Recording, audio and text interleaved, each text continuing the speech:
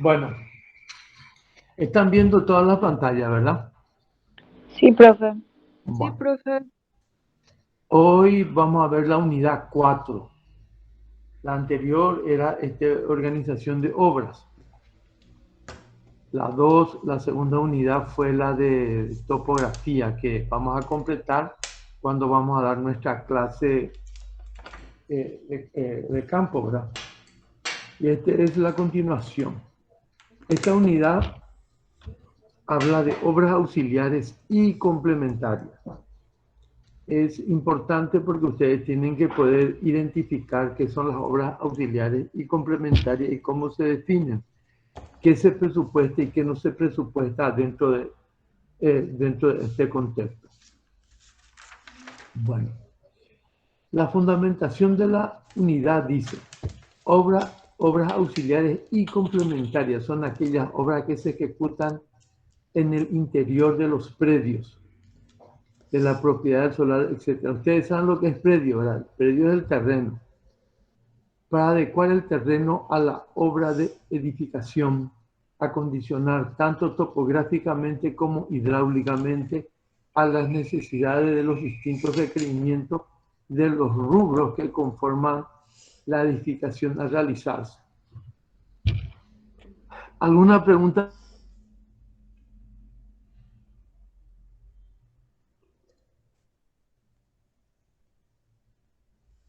Ninguno, profe. Ninguno.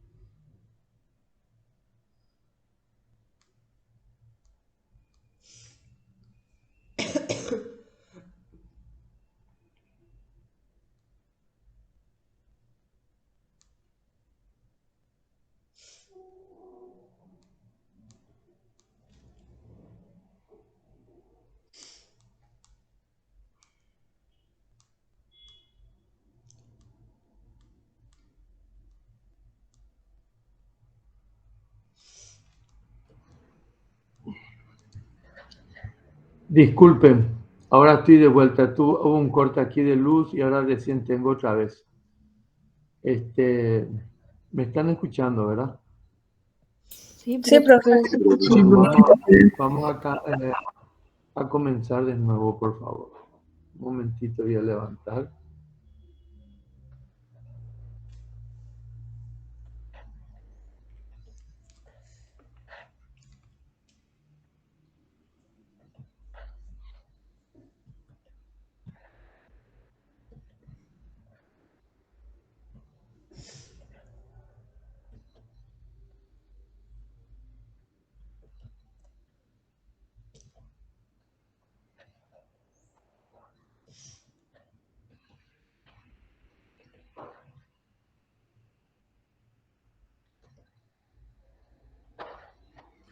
¿Están viendo?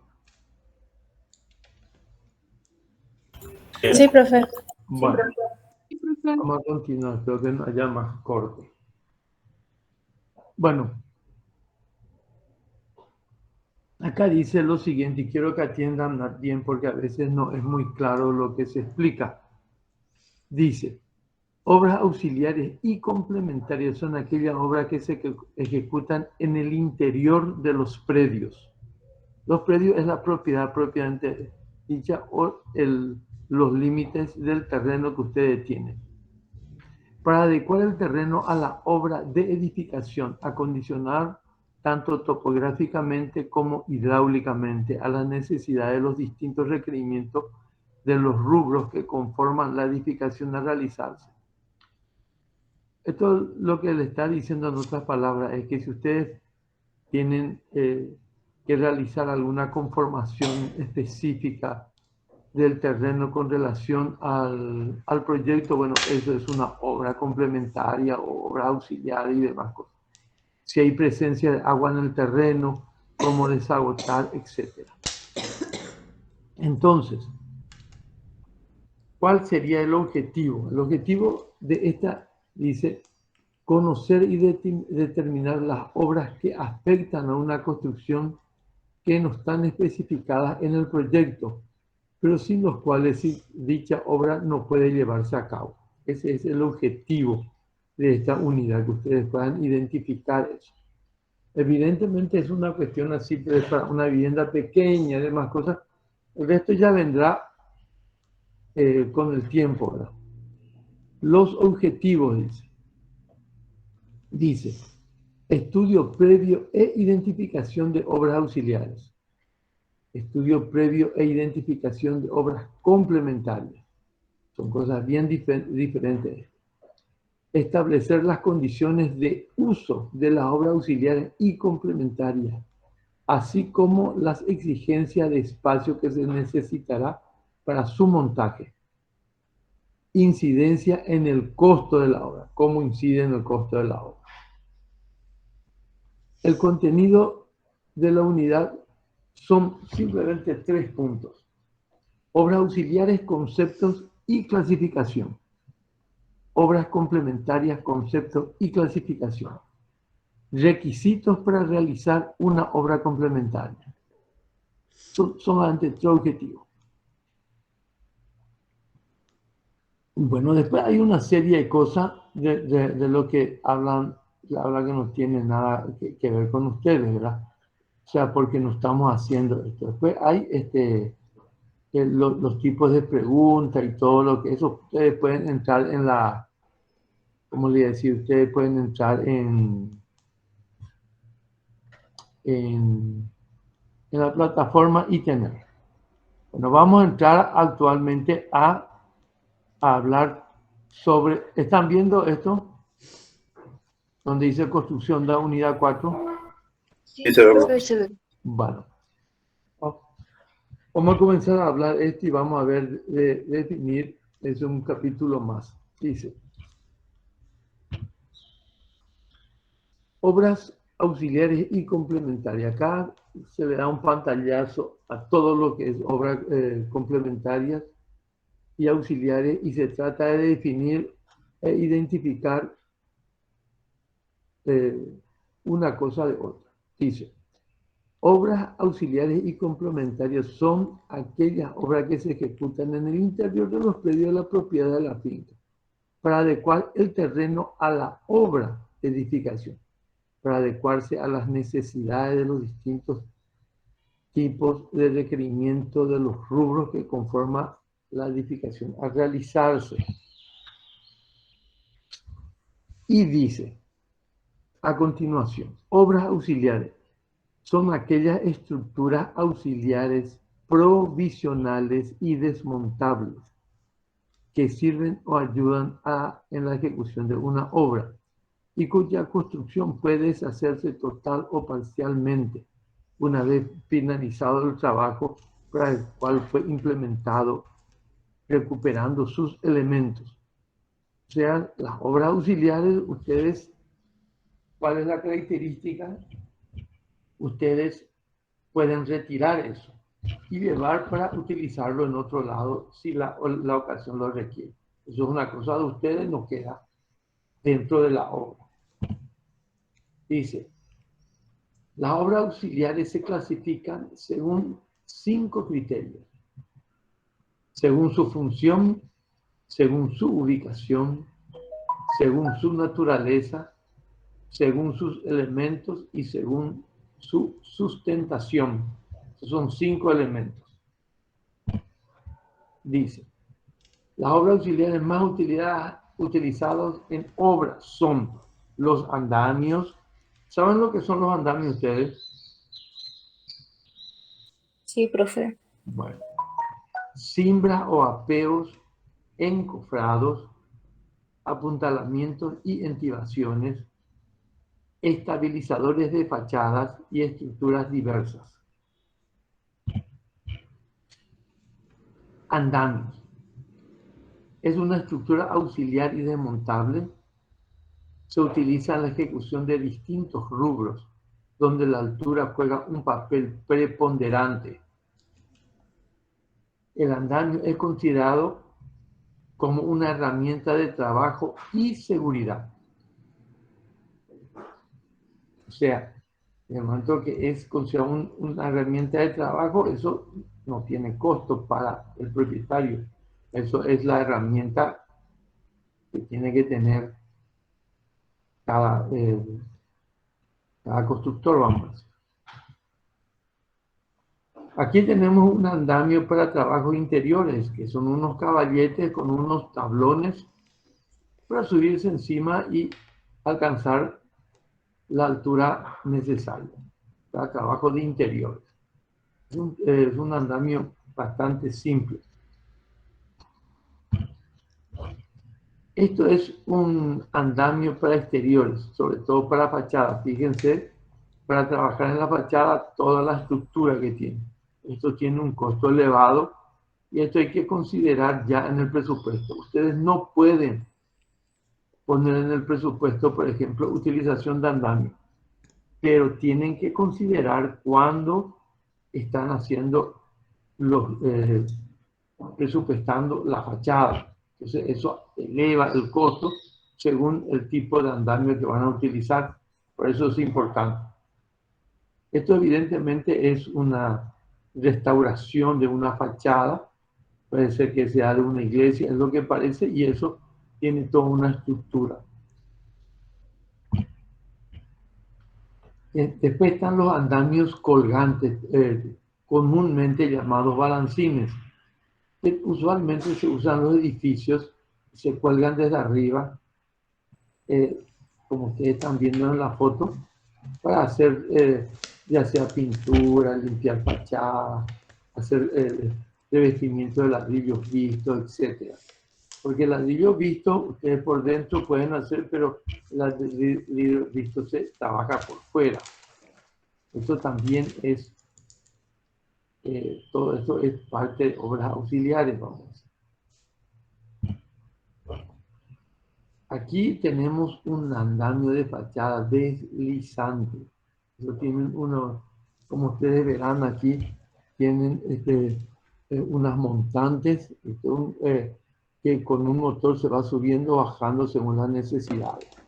Eso es todo. También es un tipo de andamio de fachada deslizante. Después están las cimbras, apeos y encofrados. Cimbra se refiere a la estructura provisoria de madera que se utilizaba como guía para la construcción de arcos y bóvedas, como soporte hasta que pudiera trabajar y sostenerse por sí misma. Aquí están viendo, por ejemplo, es un puente que se está haciendo de arcos y la formación del arco y todo eso se llama cimbra. A eso le llamaban cimbra. Es un soporte realmente. Apeos es utilizado como sostén de un elemento estructural durante su ejecución hasta que éste llegue a la resistencia de trabajo requerida y pueda también sostenerse estructuralmente por sí misma. Aquí van a ver cómo se están apuntalando y están los encofrados allí que es para cargar el hormigón. Normalmente, como ustedes ven, esto es lo que se llama apeos. Normalmente nosotros no le llamamos así, ¿verdad? Le llamamos apuntalamiento o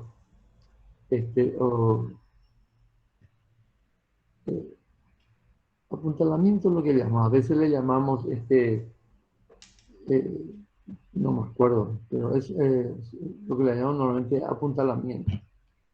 Después están los encofrados, sistema de moldes temporales o perdidos que se utilizan para moldear el hormigón cargado en el sitio de obra. Normalmente estaban hechas de madera. Actualmente son metálicos, plásticos, fibras de vidrio, totalmente recuperables. Siempre que no sea, como dice aquí más arriba, moldes perdidos, o sea que hay algunos que ya se quedan. Si ustedes se fijan, por ejemplo, en ciertos lugares del shopping La Galería, ustedes van a ver que el encofrado metálico no se retiró y queda parte de la estructura. Aquí están los encofrados, los pilares que están y el encofrado, cómo se sostiene con la cruz de San Andrés. Estas cruces que ustedes ven aquí, esto se llama cruz de San Andrés. Así se van haciendo. Eso también todo eso es parte de lo que es obras auxiliares. Después está los apuntalamientos, eso es lo que se utiliza como auxilio estructural en una obra que ha perdido parte de sus cualidades estructurales de resistencia y estabilidad. Por ejemplo, así están apuntalando para hacer algunas reparaciones porque el techo se viene abajo o cosas por el estilo, o el entrepiso. Entonces se apuntala para hacer las reparaciones necesarias o si no se tiene que demoler. Todo eso es obras auxiliares. Después, entibaciones. Es una estructura auxiliar compuesta por elementos planos o placas, sostenidos por elementos horizontales, llamados puntales. Su función principal es sostener el desmoronamiento de tierra, de una zanja o cualquier otro tipo de excavación. Sus elementos pueden ser de madera o metálicos, son recuperables y reutilizables en su totalidad en la mayoría de los casos. A veces no y queda como elemento perdido. Aquí están, por ejemplo, las entibaciones que se están haciendo. Los puntales, cómo se está sosteniendo para hacer el canal y demás cosas. Esto una vez está terminado, la obra se saca y tiene que quedar. Pero a veces no, sobre todo ocurre cuando se está haciendo los cables tacados y compañía. Después están los estabilizadores de fachada. Es un tipo especial de apuntalamiento, una estructura auxiliar que se utiliza para el arriostramiento y soporte de fachada de un edificio protegido. Cuando este es intervenido, este sistema permite la demolición de parte del edificio, protegiendo la fachada del mismo. Aquí está. Esto sobre todo se utiliza cuando uno hace una restauración en un edificio, por ejemplo, protegido, como bienes protegidos, y se puede tocar el interior, pero no la fachada. Entonces, la fachada ustedes tienen que sostener de alguna manera. Bueno, esto es lo que se utiliza. Se echa el resto, se continúa haciendo y se sostiene con esta estructura la fachada, y una vez que se termine y pueda la estructura que está interna sostener la fachada, se saca y queda. A esto le llaman, por eso se llama estabilizadores de fachada, porque si no tiene, esto se va a caer, no se va a quedar una pared alta de balde, ¿verdad? Después viene lo que se llama obras complementarias. Y estas obras complementarias sí tienen que estar presupuestadas, pero si no se presupuesta, ustedes pueden presupuestar estas obras, ¿verdad? Y dice, se denomina obras complementarias a aquellos bienes o elementos constructivos que no son parte de la estructura de la edificación principal, pero sí pertenecen al dominio de la propiedad, por lo que aportan valor, tanto por su funcionalidad y ornamentación como por el mejoramiento de la habitabilidad. Estas construcciones de carácter permanente, edificadas fuera de los límites del área de la construcción, que complementan el funcionamiento de la edificación, se dividen en dos grupos bien diferenciados: obras complementarias necesarias y obras complementarias optativas. Obras complementarias necesarias son aquellas que, como consecuencia de circunstancias imprevistas, no figuran en el proyecto ni en el contrato inicial, pero que son necesarias para poder ejecutar la obra tal como estaba en el proyecto sin modificarla. Las obras complementarias necesarias. En este grupo podemos citar las siguientes obras: submuración, muros de contención, drenaje, cámaras sépticas, pozos ciegos y taludes. Bueno, vamos por partes. Submuración. Esto es importante. Yo creo que ustedes ya vieron esto, pero vamos a volver a repetir. Es el calce que se debe realizar a la cimentación del edificio vecino, debido a que la cota de fundación del edificio a construir es inferior a la cota de fundación del vecino y se realiza con el objetivo de prever asentamiento en el edificio de al lado. El tipo de sumoración a emplear depende de las características de la futura construcción y de las condiciones físicas del terreno. ¿Alguna pregunta al respecto? No hay ninguna. Ninguno, profe. Bueno, vamos a continuar entonces. Aquí tenemos, esta es una foto sacada del libro de Primiano. Aquí ustedes van a ver, por ejemplo, que acá hay un muro existente, dice. Y esto que está acá son los cimientos de este muro existente. Y lo que está hacia este lado, nosotros tenemos que hacer, y ocurre que nosotros estamos haciendo una excavación que va por debajo de los cimientos. Entonces nosotros tenemos que calzar ese cimiento. El vecino, porque si no se va a caer el edificio, el muro existente o la construcción del vecino, se va a caer. Y eso nos va a meter en un problema jurídico tremendo. Entonces, ¿qué es lo que pasa acá? Tenemos que calzar. Y una forma de calzar es hacer por parte. Dejar primeramente hacer las excavaciones por parte. Dejar 1 metro de tierra sin excavar. Excavar 1 metro, calzás esa parte. Después dejar 1 metro, después 1 metro, hacer otro 1 metro, calzás esa parte. Y así sucesivamente. Cuando calzaste todo eso, entonces le toca el turno a esta parte donde dice tierra, le sacás eso y allí calzás. El calce, cuando ustedes hacen, fíjense que dice pandereta, ustedes no es que calzan simplemente, sino tienen que aislar porque allí hay tierra.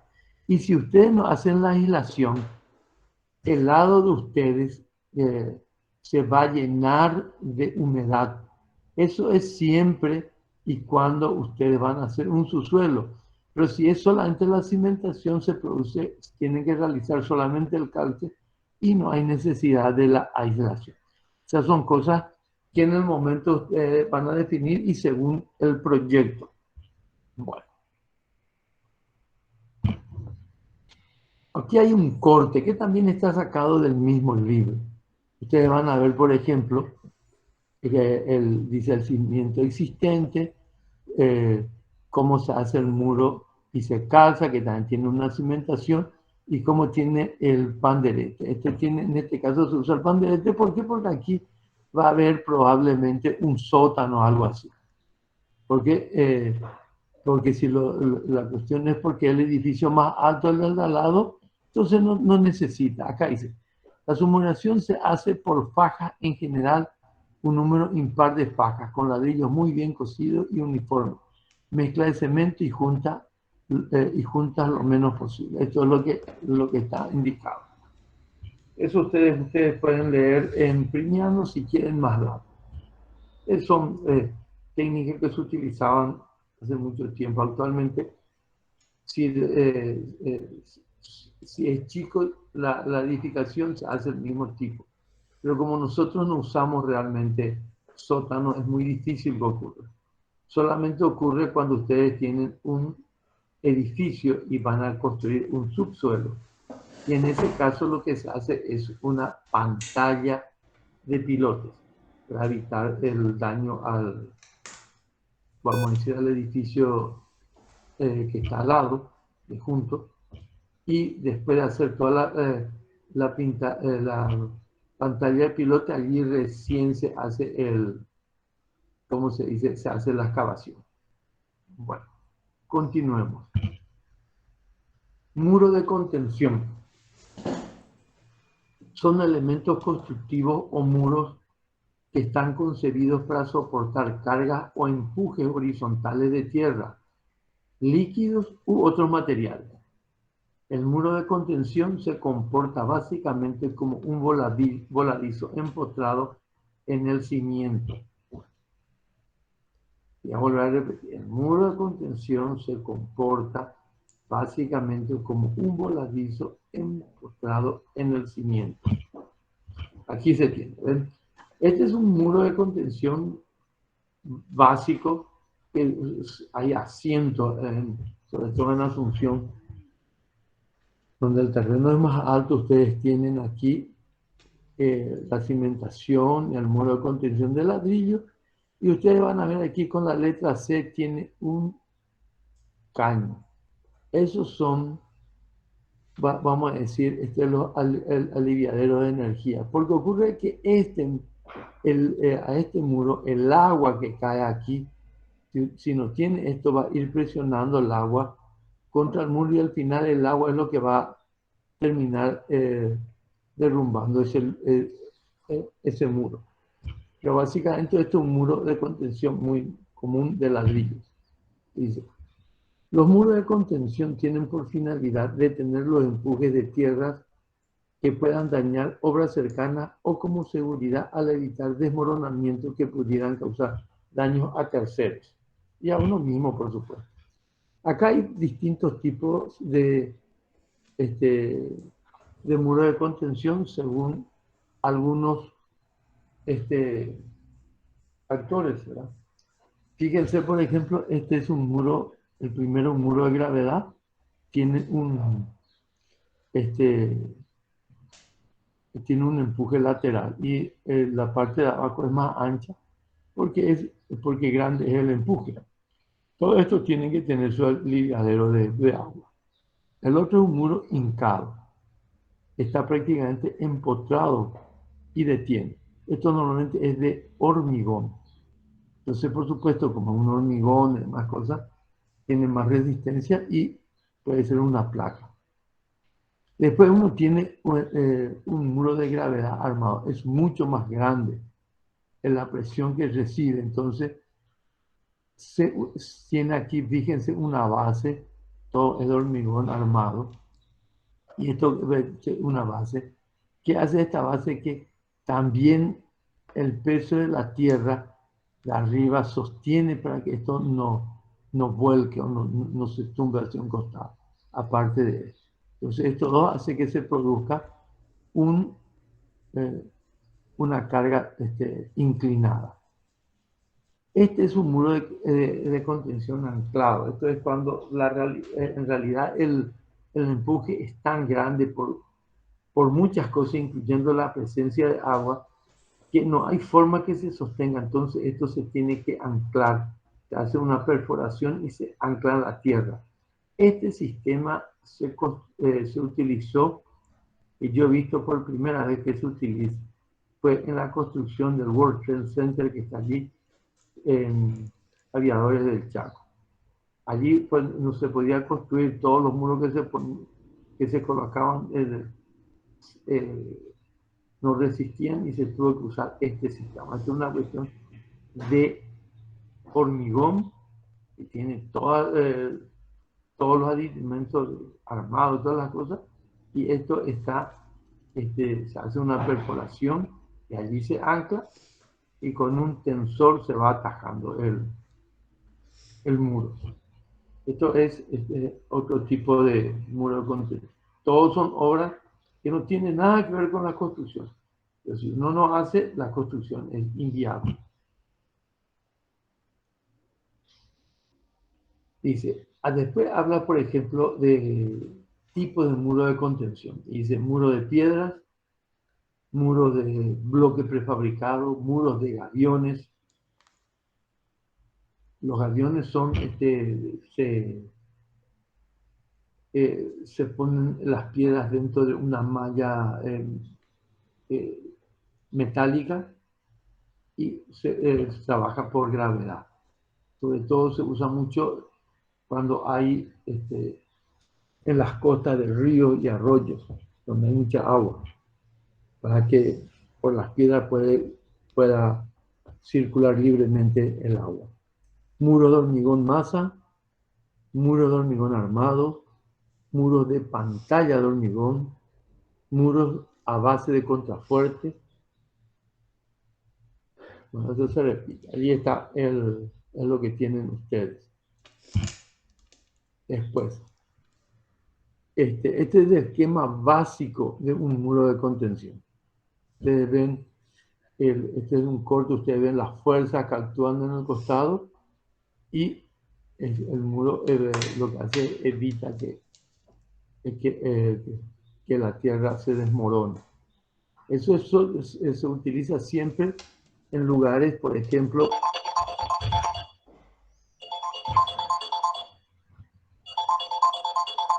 permiso un momento, por favor. Hola. Hola. ¿Sí?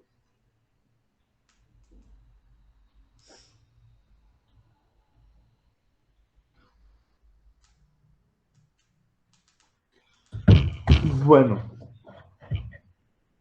esto es el esquema básico del funcionamiento de un muro de contención, que es lo que ustedes tienen que saber. Normalmente, esto, como ustedes verán, acá hay una proyección que eventualmente podría ser, para solucionar este problema, podrían tener, por ejemplo, un talud. Lo que pasa es que si esta parte que está acá es el vecino, ustedes no pueden poner un talud, porque es el vecino. Entonces tienen que usar un muro de contención. Eso depende de la circunstancia de cada uno. Acá, por ejemplo, ustedes van a ver muros de contención armados. Fíjense lo que son estos muros gigantescos para soportar lo que tienen. Son ya obras más grandes. Después dice drenaje. Ese es otro tipo de obra complementaria.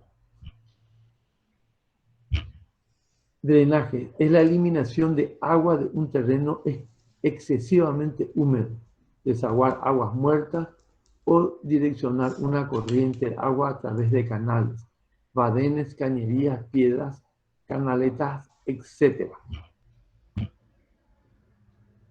Este es un canal a cielo abierto. Se tiene que sacar el agua, se tiene que desagotar un predio, se hace un canal. Si ustedes quieren mayor seguridad, tienen que ponerle muros al costado. Esto está solamente sobre tierra porque es el campo. Porque si no se va a desmoronar. Aquí está un problema típico, donde ustedes tienen acá un muro de contención y resulta que hay mucha agua y ustedes tienen que sacar el agua de eso, tienen que llevar a otro lado. Entonces ustedes se dan cuenta que aquí hay un drenaje donde es subterráneo, aquí al costado del muro. Esto es un geotextil que está teniendo. El geotextil es un relleno granular o sea, se pone piedra triturada y demás cosas para que el agua de lluvia surja, entre, llegue al dren, que es un caño totalmente perforado, y se conduce a otro lado el agua. Va a un registro y allí se va conduciendo a otro lado. Eso es un drenaje, un típico drenaje. Es lo que normalmente se hace y es lo que resuelve muchísimos problemas, siempre que se pueda utilizar. Aquí está otro, la misma cosa, drenaje. Ustedes tienen un caño de drenaje, hay una serie de piedra de mayor a menor, esto es totalmente perforado y llega y se traslada a otro lado. Está protegiendo porque el agua no se puede quedar, porque si no va a destruir la construcción. No se puede, hay que llevar a otro lado. Acá hay un sistema de drenaje para viviendas rurales que tiene acá un drenaje que hace una cámara séptica, y la cámara séptica hay una serie de drenar tipo espina de pescado por el campo, que es de agua servida. Y el otro es este otro sistema de pozo ciego y lleva a un lugar así como. Son distintos sistemas que se utilizan. Después tenemos como obras complementarias lo que es la cámara séptica. Estas son todos, vamos a decir, obras necesarias. Ustedes no pueden no hacer esto en una obra. Si ustedes no hacen, la construcción no anda. No, aquí nada es todavía optativo. Dice, la función de la cámara séptica es la decantación y digestión de las aguas negras a través de un proceso anaeróbico. Se usan por lo común para tratamientos de aguas negras provenientes de viviendas que no poseen servicio cloacal. Porque si tienen servicio cloacal, vas directamente a la cloaca, a no ser que haya una norma municipal que necesite una cámara séptica porque es parte de un pretratamiento de aguas residuales. La finalidad de la cámara séptica es la de separar las aguas cloacales en residuos químicos y agua. Este es el corte de una cámara séptica, en el cual ustedes van a ver que aquí está el nivel del agua. Entra, el agua no tiene que chorrear, sino tiene que entrar adentro. Se produce acá la primera decantación, llega hasta acá, acá tiene otro caño que va subiendo, entra en este lugar que también se produce por decantación, para que al final salga aquí. Cuando esto se llene, ustedes ven que acá tienen una tapa, se tiene que vaciar. Este es el trabajo básico de una cámara séptica. Así funciona. Puede ser cuadrado, puede ser redondo, puede ser rectangular, puede ser una serie de cámaras sépticas. Si ustedes ponen 3 cámaras sépticas uno detrás de otro, el agua ya está totalmente tratada al final. Hablando de una vivienda, ¿verdad? Acá es otro esquema, la misma cosa, solamente que varía, pero no varía nada. Este tiene 3, vamos a decir, 3 tapas para desaguar, para revisar lo que hay. Esto es considerado también un pretratamiento de agua. Si ustedes ponen una sucesión en serie de estas cámaras y en el último lo único que necesitas es explorar y tenés agua potable. Esa es la función. Acá está otra, es más grande, según la más grande que ustedes van a tener. Siempre es todo el mismo. Es un elemento importantísimo, vital, y yo creo que indispensable en no mucho tiempo en todo el planeta que se utilice para evitar la contaminación. Después tenemos el pozo ciego. Este es otro problema. Es un pozo para recolectar agua servida de una vivienda. Su función principal es la de recolectar las aguas negras provenientes de los inodoros y otros artefactos de la casa. Para tener un pozo ciego, previamente tiene que pasar todo eso por la cámara séptica. Y de la cámara séptica va al pozo ciego. Siempre es así. Acá está un pozo ciego que tiene una serie de gravas, entonces el agua va sumiendo y va absorbiendo. Este es un pozo ciego típico nuestro que nosotros hacemos. Es una pared redonda.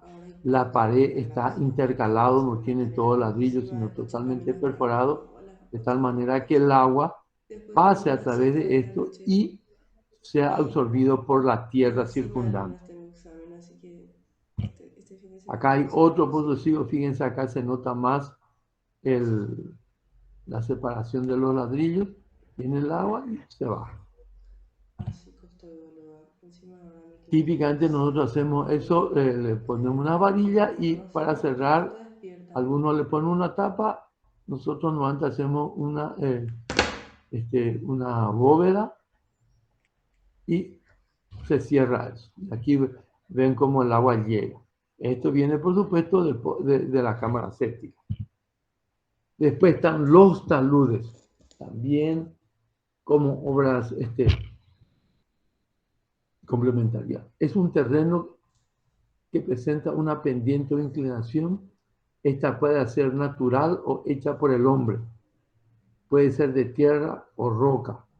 Podemos definirla como pendiente rápida de un terreno, inclinación oblicua de la superficie de los muros. Los taludes a 45 grados son los derrames de la tierra abandonada a sí misma. Estos son los taludes que ofrecen mayores condiciones de resistencia. Los taludes naturales, lo que quiere decir. Acá están los tres tipos de taludes. La relación es 1, 1, 1,5, 1 y 2, 1. En realidad, la otra relación es 1, 2, 1, 1, 1, 2 y 1, 3. 1, 1 es cuando la tierra es suficientemente fuerte. 1, 2 es cuando es más o menos blanda, y cuando es muy blanda se usa 1, 3. Eso es lo que normalmente se utiliza. Acá tenemos otro, Y encima esa tarea relación que es lo mismo, es de otro libro solamente y de otro autor, que habla dice, el A es terrenos desmoronables, entonces vos usás 1, 3, vamos. Después terrenos blandos pero resistentes, 1, 2, y 1, 1 es terrenos compactos. Pero eso es lo que se da realmente, ¿verdad? Bueno, aquí tenemos también una planilla pero simplemente a modo de información, ¿verdad? Los valores característicos de algunos terrenos y cómo serían, simplemente a nivel de información, por si quieren, porque en realidad no es parte interesante del curso, vamos a decir. Después tienen las obras complementarias optativas. Son todas aquellas obras que complementan un edificio, pero no son parte esencial de ella. Es decir, que la obra puede existir y funcionar sin ellas. Son accesorios, pero complementan y dan valor agregado al inmueble, tales como jardines, pavimento externo, piletas, aire acondicionado, calefacción, parrillas, estanques, etc. Requisitos para realizar una obra complementaria necesaria. ¿Qué es lo que quiere decir eso? De repente ustedes encuentran que tienen una obra complementaria y ustedes tienen que decirle al propietario que eso es una obra complementaria y que tienen que pagar, tiene su costo. Entonces, ¿cuáles son los requisitos? Dice lo siguiente. Para realizar una obra complementaria y solicitar la aprobación de la misma, se necesita, un momentito, por favor.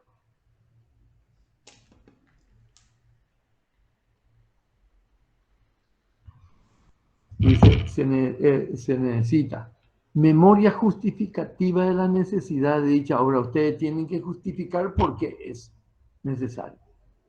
Segundo, proyecto de la obra complementaria en cuestión. Ustedes tienen que hacer el proyecto de la obra. Después tienen que hacer el presupuesto, el costo de la misma y el tiempo de ejecución. Eso ustedes tienen que tener. Bueno, señores,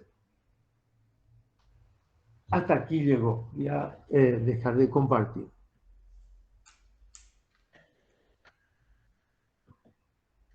Quiero saber si tienen ustedes alguna pregunta específica o no. No, ¿todo está bien o no? ¿Cómo están?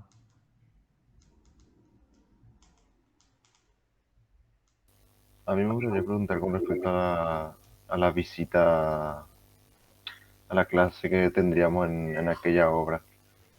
Sí, Sí. más o menos qué día, ¿saben? Sí, Nosotros tenemos previsto día sábado. Eso es lo que tenemos previsto. Ahora llovió mucho, no es conveniente, pero no es fácil acceder a la obra. Nosotros tenemos que dejar todo un listado para que puedan acceder ustedes. Y vamos a hacer un trabajo de topografía. Eso es lo que vamos a hacer. Es para trabajo de topografía. Sí, no sé si eso es claro lo que... ¿O quieren alguna especificación más? Tienen que traer mazo, martillo, o sea, estaca. ¿Y qué fecha sería eso, profe? Y estas cuestiones dependen mucho del tiempo. Si nosotros podemos, vamos a hacerlo el próximo sábado. Eso depende de eso, pero eso tienen que hacer porque si no, no van a tener la más pálida idea de lo que es, de lo que es sacar nivelaciones y demás cosas. Y van a perderse muchísimo. Eso se tiene que hacer. Es la parte de obra que hacemos. ¿Algo más?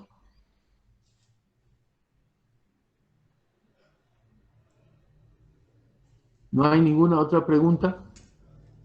Miren, yo les voy a decir, línea general, todas estas clases que nosotros damos en Construcción 2 es la esencia de la construcción. No van a dar más en ningún lado. Van a dar más esto, más aquello, pero así en la esencia de la construcción no van a dar. Topografía luego no se toca en ningún lado. Y ustedes tienen que saber. Cuando lleguen, le van a pedir esto, aquello, de topografía. Eso tienen que saber. Tienen que tener una idea, por lo menos, para después ya una vez recibido y según las necesidades vayan aprendiendo, según la práctica que tienen que dar. Lo que es obra auxiliar y complementaria es un trabajo delicadísimo. No, porque aquí no es las obras complementarias optativas que no tienen ninguna importancia. Son las necesarias. Eso se presenta en todas partes. Después la organización de obra también.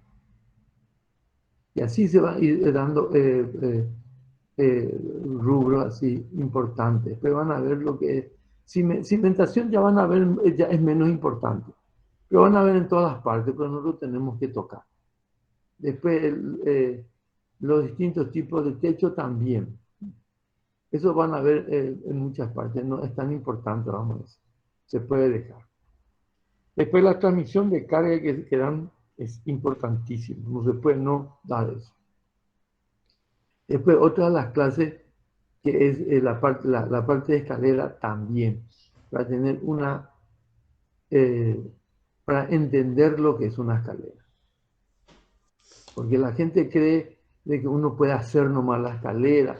No, la escalera es lo que te da la diferencia de nivel que va a tener tu obra. No es otra, no es que vos le decís, yo necesito esto, tu escalera va a dar, no es otro. Entonces, esas son las partes importantes. Y la topografía es lo único que podemos hacer en la práctica. Por eso hacemos eso. ¿Alguna otra pregunta?